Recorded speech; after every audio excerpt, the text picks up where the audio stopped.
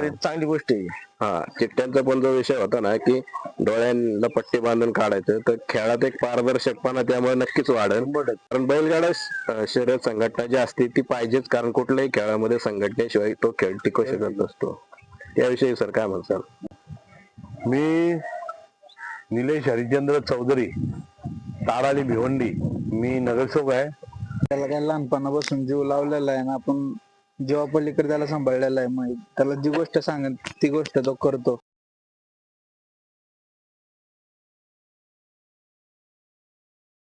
नमस्कार मित्रांनो, आपण आलेलो आहोत एकादश मेंढे केसरी कोहिनूर बकासूरच्या भेटीला, आणि त्याच्या भेटीला तसेच मुंबईवरून पाहुणे आलेले आहेत. मामा, त्यांची थोडीशी ओळख करून द्या. हे आपल्या बकासूरच्या वर बक्कम आधारस्तंभ हे नाव लागतं. हे साहेब आहे. ते आमची काय ओळख नव्हती पहिली, आम्ही शेठ यांनी ओळख आमची करून दिली. त्यावेळेस आम्ही तिकडं धर्मवीर चषक, त्यावेळेस त्यांनी आपल्या बकासूरला बोलवलं होतं प्रमुख उपस्थिती म्हणून. बकासूर पुन्हा म्हणजे मुंबईला वगैरे काय मैदानाचं नियोजन आहे का? त्यांचं मैदान नसतं नियोजन, ते त्यांचे काय कार्यक्रम असेल तेव्हाच. बरं, आजचा दिवस तसं म्हणायचं तर सोमवार श्रावणी सोमवार आहे, श्रावणी सोमवार आणि महादेवाचा दिवस आहे, आणि महादेवाच्या नंदीला आम्ही भेटण्यासाठी भिवंडीवरून इकडे आलो, खास करून दर्शन घ्यायला. आणि चालुक्य परिवार तसं मोहील असेल, सर्वांना मी खूप खूप शुभेच्छा देतो. आणि आम्ही पूर्ण भिवंडी नाही तर पूर्ण जिल्हा आज आम्ही चालुक्य परिवारासोबत आणि बकासूर सोबत आहोत.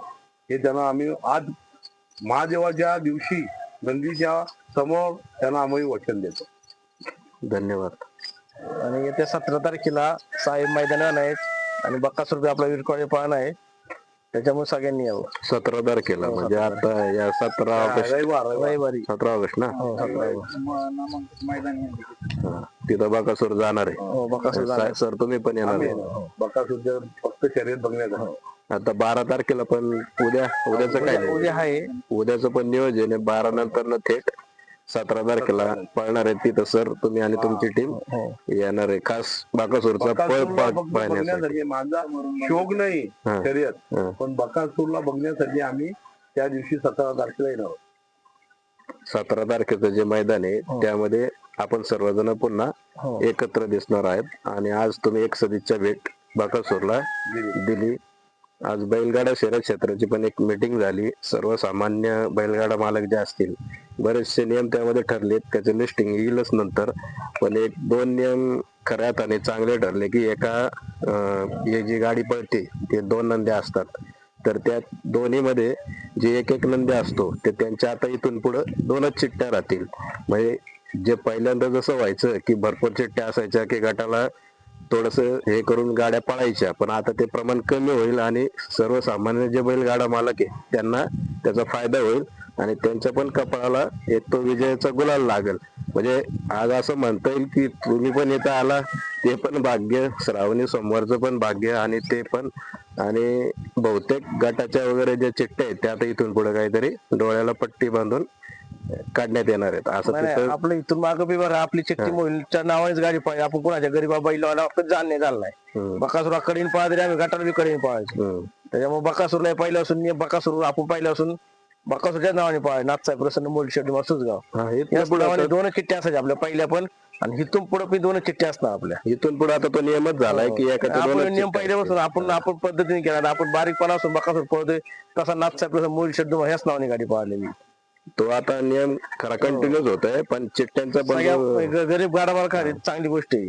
हा, चिठ्ठ्यांचा पण जो विषय होता ना की डोळ्यांना पट्टी बांधून काढायचं, तर खेळात एक पारदर्शकपणा त्यामुळे नक्कीच वाढेल. कारण लोकांना जो डाऊट असायचा ना की कायम काही गाड्या मधनच पळतात, गरीबाच्या गाड्या ज्या असतात त्या बाहेरनं पळतात, तर तो आता थोडासा मागे जाईल मुद्दा. आणि त्याच्यात पुढे जाऊन आम्ही स्वागतच करतो. हा, कारण बैलगाडा शर्यत संघटना जी असते ती पाहिजेच, कारण कुठल्याही खेळामध्ये संघटनेशिवाय तो खेळ टिकू शकत नसतो. त्याविषयी सर काय म्हणसाल? मला तर असं वाटतंय, नियम आणि शिस्त या 2 गोष्टी खेळामध्ये कुठल्या असो, तिथं शिस्त आणि नियम पाहिजे. तेव्हा आता बकासूर कडीने पळाला काय मधून काय पळाला तो 1 नंबरच करतो, कारण की त्याचं वैशिष्ट्य आहे. तो झेंडा बघून पडला का पळतो आणि 1 नंबरच झेंड्या जेव्हा पुढे जातो आणि 1 नंबरच करतो. बरोबर आहे, एकदम अचूक असं तुम्ही त्याचं ते माहिती दिलेली आहे. बहुधा तुम्ही लाईव्ह मध्ये बऱ्याचशा त्याच्या शर्यती जेव्हा जेव्हा आमची शर्यत असते बकासूरची, तेव्हा आमचं सर्व काम बाजूला करून आम्ही फक्त बकासूरची शर्यतच बघतो.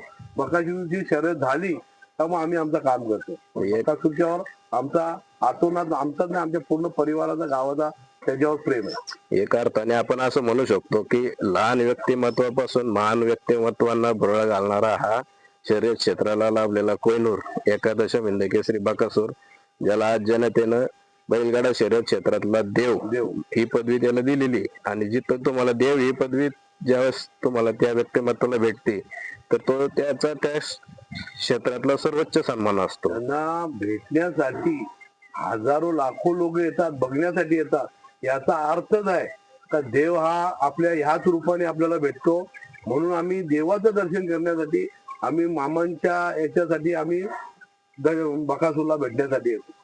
कित्येकदा त्याच्या बाईक्स पण पडत असतात ना, तर लोकांच्या कमेंट्स जे असतात ना ते फक्त तो दिसला पाहिजे यासाठी लोक उत्सुक असतात. भले तो लाईव्ह मधनं दिसतो, मैदानामध्ये बकासूर येण्याची लोक वाट बघतात. आता काल सुद्धा एक मैदान झाला, तिथे बकासूर गेला नाही काही कारणास्तव. पण तिथे लोकांना वाईट होता का आता येणार आहे, आता येणार आहे, पण काही कारणास्तव बैलाला पायाला मार लागल्यामुळे ते गेले नाही. पण बकासूरला पाहण्यासाठी लोकांची ओढ असते आणि आम्ही पण त्याचे प्रेमी आहोत. आणि आम्ही भिवंडीवरून आज विचार करा, आम्ही 200 किलोमीटर इथे आलो ते फक्त बकासूर साठी आणि सालुंके परिवारासाठी. आणि सावणी सोमवार आहे म्हणून त्यांच्या दर्शनासाठी.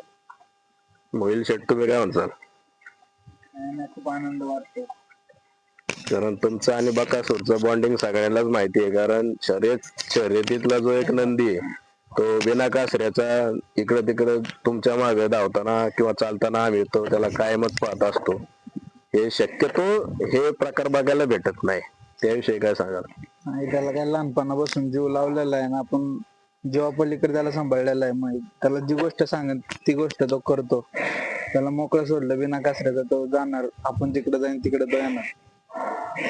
इथं आता तुम्ही आलाय पण मोरांचे पण आवाज तुम्ही ऐकत असाल म्हणजे बरेच मोरांचे आवाज ऐकले.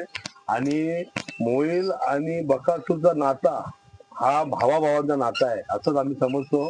कारण की लहानपणापासून त्यांनी सांभाळला, डोंगरामध्ये जाताना आवाज दिला का गोठ्यावर येतो, असा प्रकार आम्ही कधी बघितला नाही. मग हा फक्त महादेवाने त्यांच्या घरी जन्मलेला हा दुसरा महादेवाचा नंदी आहे. दुसरी एक गोष्ट असते सर, बऱ्याचदा म्हणजे शर्यत प्रकारात जे नंदी पळत असतात ना, तर लोकांची एक समज म्हणा किंवा भावना असते की त्याच्या शेजारी दुसरं कोणच नसतं, तो एकटाच असतो साधारणतः. किंवा त्यांचं असं म्हणणं असतं की त्या शेजारी दुसरा असेल तर ते दोघांचा मनांचा थोडासा मिलाप होऊन पळण्याचा फरक वगैरे पडतो. पण इथं तुम्ही पण आलात, मी पण आलो, इथं आपल्याला इथं कोंबड्या पण दिसतात, तिकडं कबूतर पण आहेत, तिकडं गाया पण आहेत. अगदी जो तिथं बांधलेला असतो त्याची तिथं जागा आहे, तिथं पण गाया पण असतात, पलीकडं म्हशी पण आहे. म्हणजे असं हे थोडक्यात अपवादच आहे. म्हणजे जे रूल्स या खेळामागे असतात किंवा जो एक पॅटर्न असतो त्या सगळ्या